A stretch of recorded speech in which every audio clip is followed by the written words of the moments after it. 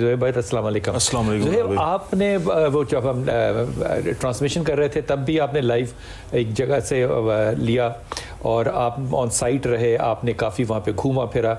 ये जो बातें आलिया बता रही हैं, जो सारिम बता रही हैं, ये सच नहीं नज़र आ रही। ये लगता है कि जैसे बिल्कुल झूठ है। ये कैसे हो सकता है कि तबाही में, बर्बादी में लोग ही एक दूसरे का घर लूटें और डाके डालें और इनको छुप के मदद करनी पड़े? बिलाल भाई, मुझे कहते हुए भी वो ऐसा लग रहा है कि ये बिल्कुल सच है। हमने ऐसा देखा है, एक जगह पे ऐसा भी देखा है कि एक बंदा हमारे साथ बात कर रहा था। वो कहता है कि बाइक पे आए हैं, मेरे बच्चों का मैं सामान लेके आया हूँ, राशन मैंने रखा है, मेरे जो कैंप के अंदर से, खैमे के अंदर से उठा के ले गए हैं और मेरे बच्चे सारी रात भूखे रहे हैं, खाना नहीं खाया उस दिन उन्होंने। ये कौन लोग होते हैं जो ले जाते हैं? ये मकामी, तो जो आपके गेस्ट बता रहे थे कि मकामी नहीं है, ये इर्द गिर्द के जितने इलाके हैं, शहर हैं, जो इवन यहाँ मुल्तान से भी लोग, वो खोता गाड़ियाँ नहीं होती, गदा गाड़ियाँ, उन पे जा रहे हैं, वो वहाँ पहुँच रहे हैं और उन सारों ने सड़क के इर्द गिर्द टेंट लगा दिए। यहाँ होता ये है कि जब इदारे मदद करते हैं, ये जाते हैं, इनकी कोशिश होती है कि जिस सड़क से जाना है, ये लोग उस सड़क यानी कि इलाके में शुरू होने से पहले ही मौजूद होते हैं। इनके टेंट अपने लेकर आते हैं कि यही भी एड में टेंट नहीं? ये टेंट तो वैसे वहाँ इस तादाद में पहुंच नहीं रहे। इनके टेंट ऐसे ही होते हैं जैसे झुग्गियां हैं, प्लास्टिक के चारपाई लगाई और शॉल लगा दी। वो नजर आ जाता है कि ये वो लोग नहीं हैं जो सैलाब मुतासर हैं, वो नजर आ जाता है, वाजिया नजर आ रहा था। लेकिन बात ऐसी है कि जो ही ट्रक खड़ा होता है ना, तो इस बड़ी तादाद में हमला करते हैं कि बंदे को कुछ सोचने समझने का मौका नहीं मिलता। वो ऐसे ही होता है कि फिर फेंक दो, ट्रक जो है वो उंडेल दो सड़क पे ही, ये खुद ही ले लेंगे। अच्छा, यहाँ पर ये मुतासरीन नहीं है, ये मुतासरीन नहीं है, बिल्कुल मुतासरीन नहीं है। ये अब यहाँ पर जो और कहना है, ये लोग मुतासरीन नहीं है, ये लुटेरे हैं, ये लुटेरे हैं। तो ये जो मेरा तजर्बा है, बाइक्स पे आते हैं, 100 के करीब बाइक्स हैं वहां पे, जो हमने दिखाई भी हैं टीवी के ऊपर। एक बंदे से पूछा, मोटरसाइकिलों पे आते हैं और सामान लूट के चले जाते हैं।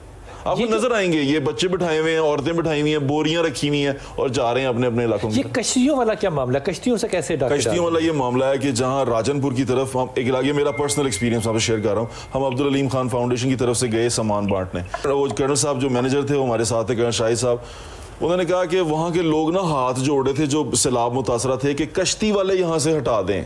क्यों? वो ऐसे कहते कश्ती वाले हटा दें। उन्होंने कहा क्यों कश्ती वाले? क्यों? वैसे ही काम है।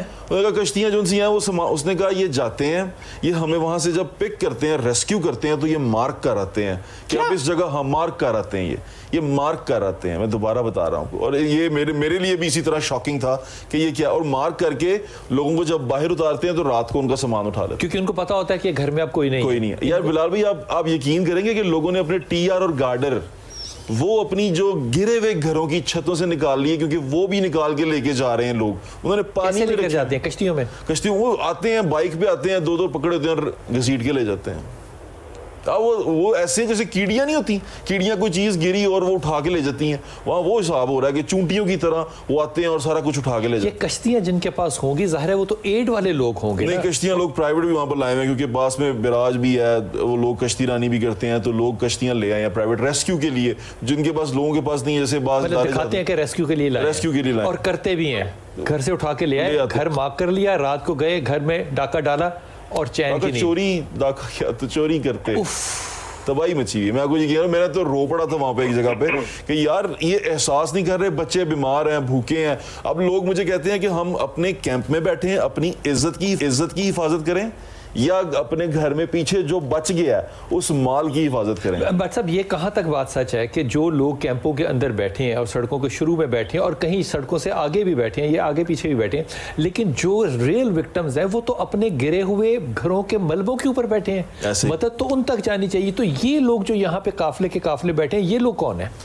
मैंने को बताया कि ये तो ऐसे हैं कि गदागर हैं, मांगने वाले हैं, इर्द गिर्द के ऐसे इलाके के लोग हैं जो मौका परस्त हैं, जो हमेशा कोशिश करते हैं कहीं ना कहीं अपनी कॉलोनीज बनाकर बैठे हुए हैं, पूरा खानदान बैठा हुआ है। आप अगर किसी के ऊपर इस तरह, लेकिन यहाँ पर बिलाल भी एक जो अहम चीज़ है वो ये है कि इंतजामिया मिसिंग है। इंतजामिया से मेरी मुराद ACDC, एक पूरा निज़ाम होता है, पुलिस होती है, वहाँ लोग होते हैं। जब आप लोग इतनी तादाद में मदद करने जा रहे हैं और आपको पता है कि रुझान, कच्चे का इलाका, सिंध का इंटीरियर, सिंध का इलाका, ये तमाम इलाका ऐसा है जहाँ पर क्राइम रेट भी है, लोग जो से हैं वो गरीब भी हैं और बाज़ दफ़ा वो कोशिश करते हैं कि खींच भी लें चीज़ें, लोगों से छीन भी लें। तो ये तमाम मसाइल हैं, लेकिन यहाँ पर एक इंतजामी एक ढांचा भी है, वो नजर नहीं आया, वो नहीं नजर आता। आपको कहीं नजर नहीं आया? हमें कहीं नजर नहीं आया। आपको कहीं नजर नहीं आया। और इवन लोग बता रहे हैं, एक एमपीए थे हमारे साथ अवैस दरेशक साहब, वो लोगों में अपने जा रहे हैं, लेकिन उनके बकौल भी, और वो पाकिस्तान तहरीक इंसाफ के एमपी हैं, उन्होंने कहा कि अभी तक सरकार नहीं आई और लोग जो बड़े बड़े लोग आ रहे हैं, अपोजिशन के लोग जा रहे हैं, भी मरियम जा रही है, लेकिन वो जो मेन सरकार है सीएम वो नहीं है। वो चाहते हैं किसी एक जगह पंडाल लगा के। कसम मैं दुआ कर रहा हूँ कि ये सब लोग जो है ना ये इज्तिमाई तौर पे झूठ बोल रहे हो, क्योंकि अगर ये जिंदगी है तो फिर इन्ना लिल्लाह व इन्ना इलैहि राजिऊन। साथ हैं डॉक्टर सईद अख्तर साहब। डॉक्टर सईद अख्तर साहब, ये पहले फरमा दीजिए कि आप इस वक्त कहाँ मौजूद हैं, क्या क्या कर रहे हैं, और आपका रिस्पॉन्स टाइम कितना है, और रिस्पॉन्स आगे से कैसी मिल रही है? थैंक यू बिलाल भाई। हम लोग बेसिकली फोकस कर रहे हैं राजनपुर में रेस्क्यू रिलीफ और इन कैंप्स में। जो सबसे इम्पोर्टेंट चीज़ ये है कि क्या आपके पास कोई ग्राउंड टीम है जो डिलीवर कर सके। तो राजनपुर में चूंकि हमने 2010 से बहुत एक्टिवली काम किया, तो वहाँ पे हमारे पास ऑलरेडी एक ग्राउंड टीम मौजूद है। तो हम अभी वहाँ पे काम शुरू करें, और जो बातें मैंने सुनी है अभी वो बिल्कुल सही है कि हमने ये देखा है बिलाल भाई कि बड़ी अनफॉर्चुनेट बात है कि इस तरह के डिजास्टर्स में जो ताकतवर और प्रिविलेज इंसान है, यानी कि मर्द, वो और ख़ुद भी वो अंडर प्रेशर है, तकलीफ में है, वो एडवांटेज लेने की कोशिश करता है कंपेयर फॉर दोज पीपल जो कि उसके साथ हैं, पूरी औरतें, माएँ, बच्चियाँ और बूढ़े लोग। यानी अमेजिंग ह्यूमन साइकोलॉजी। और ये यहीं पे नहीं, हमने 2005 के सिलसिले में भी यही चीज़ देखी और अभी भी यही चीज़ हो रही है। उसमें फिर एक जो बड़ी अनफॉर्चुनेट सिचुएशन बन जाती है वो लॉ एंड ऑर्डर की सिचुएशन बन जाती है, और बहुत सी रिपोर्ट्स हैं जिसमें ट्रक्स लुट गए और सामान ज़ाया हो गया उसके अंदर। अब और देखिए ये इतने जो मैं ये कहना चाहता हूँ कि ये जो डिजास्टर हुआ है ना, इसका जो स्कोप है मेरी नज़र में, चूँकि मैंने मल्टीपल डिजास्टर्स में काम किया है, मैं समझता हूँ कि अब तक पाकिस्तान में जितने भी डिजास्टर्स आए हैं, अब आप उन सबको कंबाइन कर लें तो इस डिजास्टर के इम्पैक्ट उनसे ज्यादा है।